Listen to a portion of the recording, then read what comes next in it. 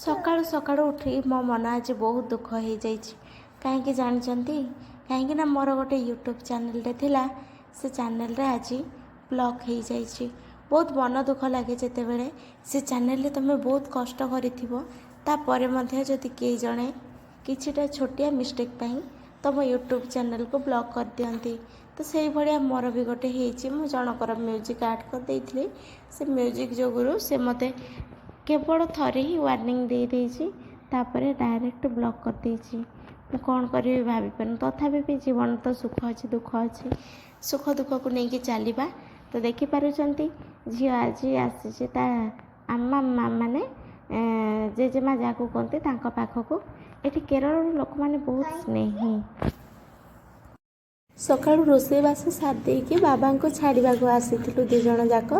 ତାଙ୍କ ବାବା ପଳେଇଲେ ହାରି ଡ୍ୟୁଟିକୁ।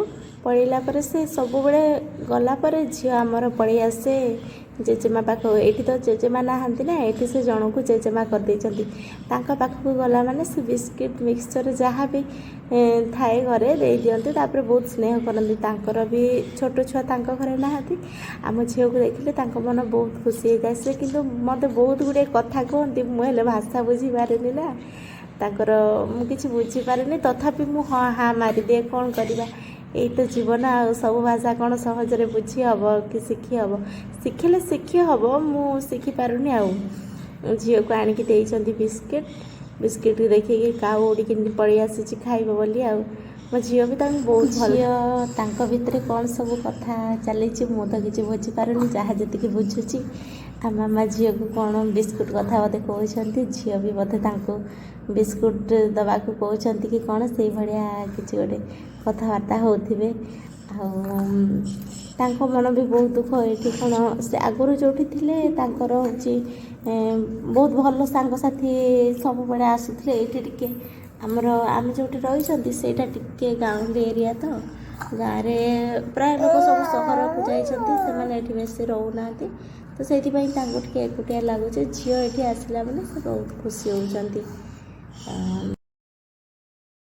ବର୍ତ୍ତମାନ ଓଡ଼ିଶାରେ ଶୀତ ମାନେ ପ୍ରବଳ ଶୀତ ହେଉଥିବ, କିନ୍ତୁ କେରଳରେ ଶୀତ ନୁହଁ। ମାନେ ଏତେ ଗରମ ହେଉଛି ଯେ କେହି ଘୋରେଇ ହେବାକୁ କ'ଣ ମାନେ ବଡ଼ କପଡ଼ା ପିନ୍ଧିବାକୁ ବି ମାନେ ଗରମ ହେଉଛି ତାଙ୍କୁ।